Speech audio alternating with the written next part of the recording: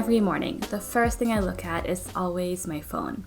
And before bed, the last thing I see, if not some K-drama on Netflix, is also my phone. And I can still remember the days where a phone was just a tool, maybe to call my parents to pick me up from middle school, or to play Brick Breaker on my dad's BlackBerry. But nowadays, this one device has snuck into our lives and has become something that we can't go a day without. Now, this isn't to say that these devices have no place in our lives. It's how I know dinner is ready, I use it to talk to friends from halfway across the country, I take pictures of my dog with it, whether he likes it or not. But there's undeniably a dark side. Despite the seemingly innocent promise of apps to help entertain or connect or network, they often just leave me feeling overwhelmed or sad. The more and more I use these apps, the more and more addicted I become. And by the end of the day, I have all this regret that I could have spent time with family or learning something new.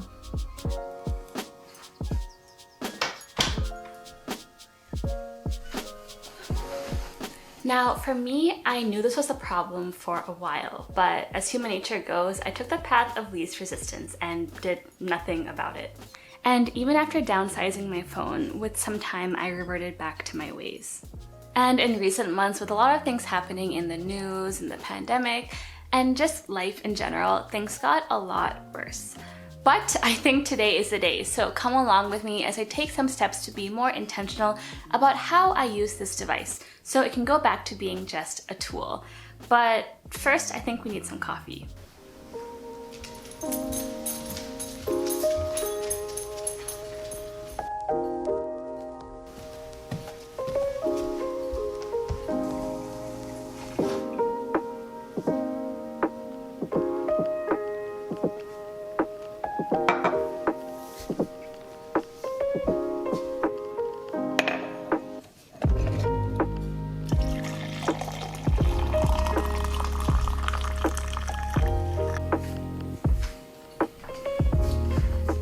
Now, when we think of addictions, we might think of drugs or alcohol or this cup of coffee, but we might not consider that the biggest culprit of all that we use every single day are our phones. As I learned in the book Digital Minimalism, smartphone use is a behavioral addiction, which means if you have it around, you're probably going to use it more than is healthy. And for me, starting with my morning coffee, I couldn't go a day without checking what my favorite Indian actor was eating for lunch, or researching the latest meme trend on subtle curry traits, or scouring the news headlines. So as a first step, I quit cold turkey with my 30-day social media detox, which I think I'm on day 7 of. I'm also deleting a bunch of other random apps, so all that should be left are just a few real essentials.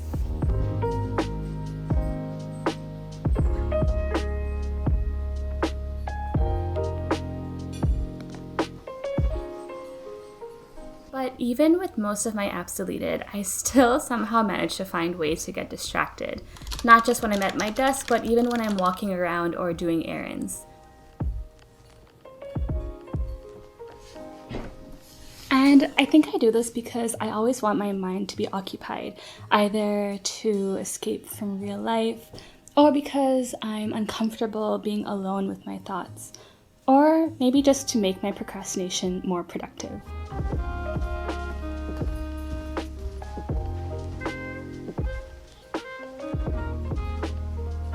As the saying goes, out of sight, out of mind.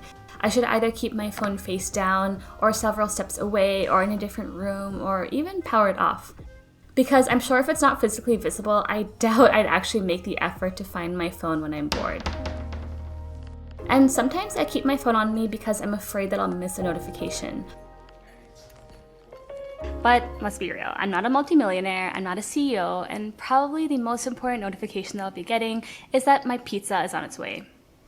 So deleting all of my notifications completely, or at least for all of those non-essential apps, is the next step to make me less anxious about what is going on my phone. And I'm sure I won't be missing much.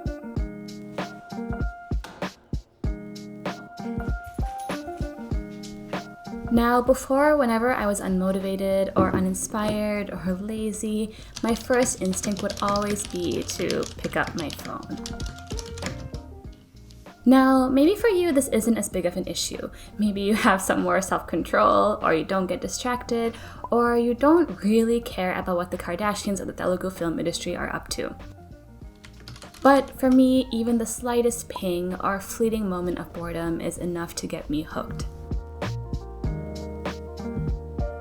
But with this detox, my mind is actually a lot more clear, and not surprisingly, I'm a lot more productive. And actually, having my Apple Watch has been really helpful in maintaining that peace of mind. Regardless of where my phone is stashed, I know I can be accessible. And because I can do most basic tasks with my watch, like take a call, or check the time, or change the music, I never really have a reason to check my phone.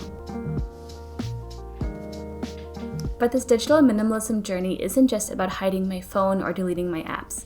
Even in the apps that I choose to keep, it's about optimizing the content that I consume. It means unsubscribing from spam emails or only subscribing to YouTube channels that you love, that inspire you or spark joy. Yes, just like what Marie Kondo says about the t-shirts in your closet, the content you consume should also spark joy.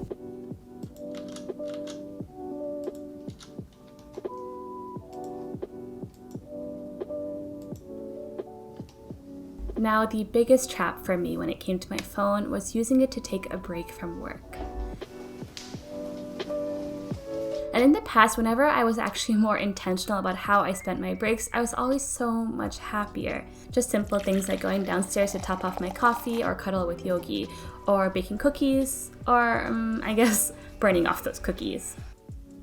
And phones, and specifically the apps on them, are designed to be addictive. Companies like Facebook and Google put so much money into optimizing the colors in the apps to trigger certain emotions. And it works. Now, some of the changes I talked about in this video are a great first step, but with these hacks alone, I can always find ways to get around them. I can set a time limit on Reddit, but bypass it with a click of a button. I can easily turn off Do Not Disturb mode, telling myself it's just for a few minutes.